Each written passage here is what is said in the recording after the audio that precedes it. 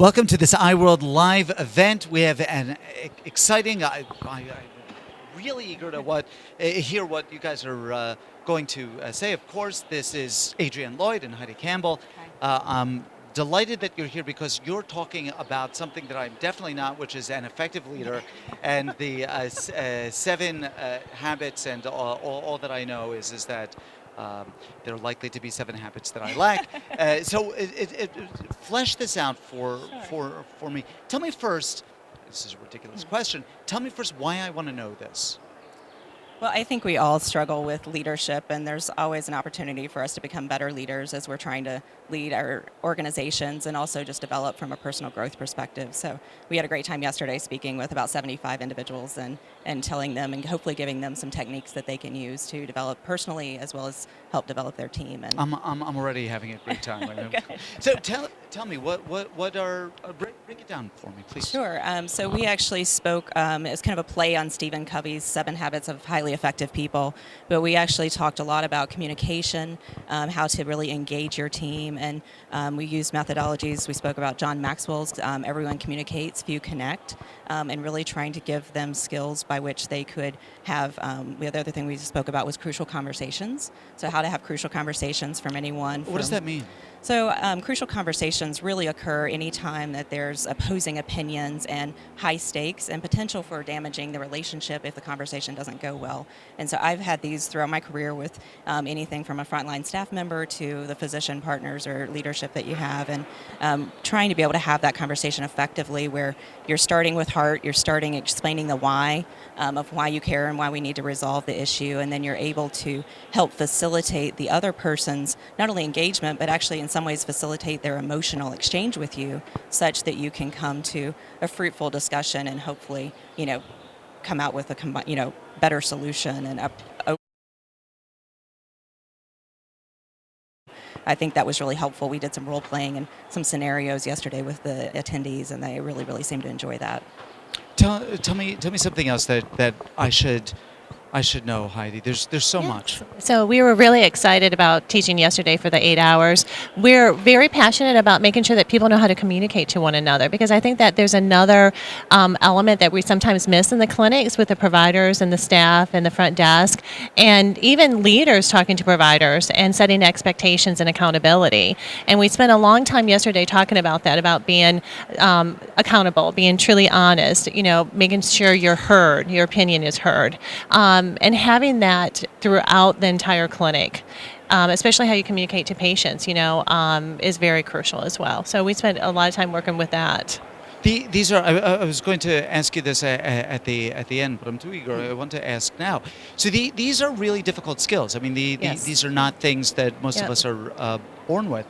How do I acquire these skills? How do I learn this stuff? We could have taken our class yesterday, but I really think it starts. I've been fortunate enough to take some of these courses. But I think a lot of it reading. There's a lot of online resources that you can look forward that really can provide information, and it really is just starting somewhere, trying to identify maybe where you're not as strong as you would like to be. Perhaps it's communication, and really studying someone who's good, asking for feedback from your team and from your colleagues on how did I do in this meeting, or how did I portray the proposal that I had. Was there any suggestions you have? I think really asking for feedback would be something in a communication strength building scenario that you really could help you, or just in general getting feedback on your performance can really identify opportunities and then help direct where you're focusing your learning and growth.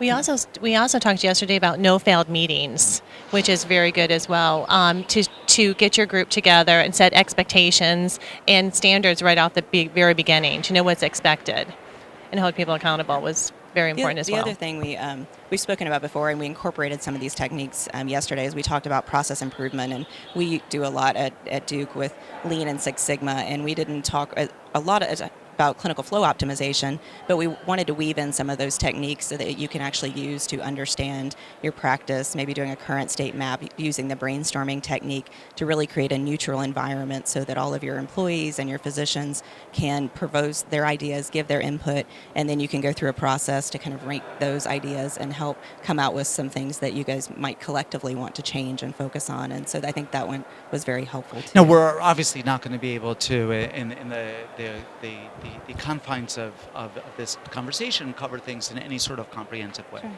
But if you can sort of pick out for me one pearl, one thing that I can latch onto as a sample of the sort of depth that this Sure. topic has. Sure. We did talk, as Heidi said, a lot about accountability. And, really, I always say people don't mind high expectations. They just want to know what they are, and they want them fairly and consistently enforced. And I think along with that, employees really want to know, and physicians want to, everyone wants to know that you believe they can do more than they're doing, and you believe in yourself you can be better than you are today. And so I think just understanding, having that drive and that initiative and taking the first step to working with your team, building consensus and identifying where those opportunities are and actually moving forward, taking the first step to making improvements can really, really go a long way in growing your organization and really growing yourself as well. So. Yeah. I agree with that. I think that setting the expectations out front and making sure that people are comfortable having those tough conversations with one another. I think that many people are afraid of conflict and don't know how to express themselves. And so I think having that out there before the beginning of anything is always very important.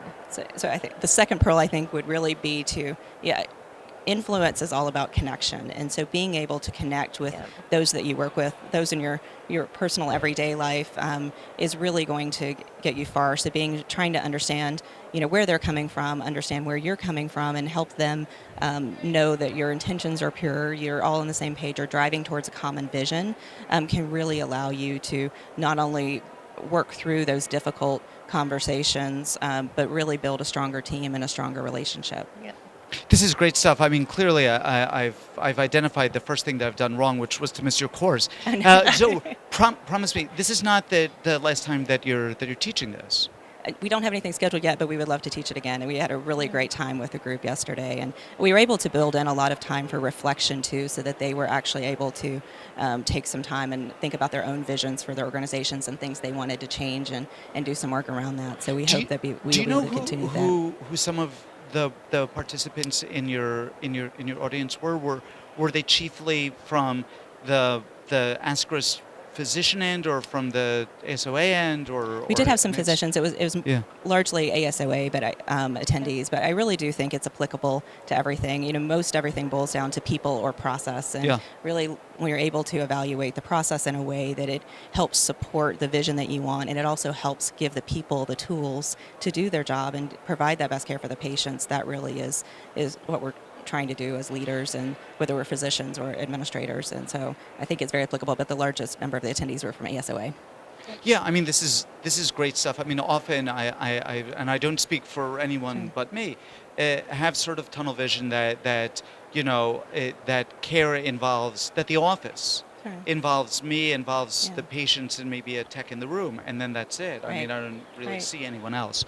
This is wonderful, wonderful stuff. I want to thank you guys for helping folks like me, and I hope helping me, and for being so very generous with your time with us today. And, Absolutely. And I want to thank you, our live audience, for sharing this time with us. I more than learning things from this conversation, I learned that there's a lot that I have to learn, and I hope that you feel the same way.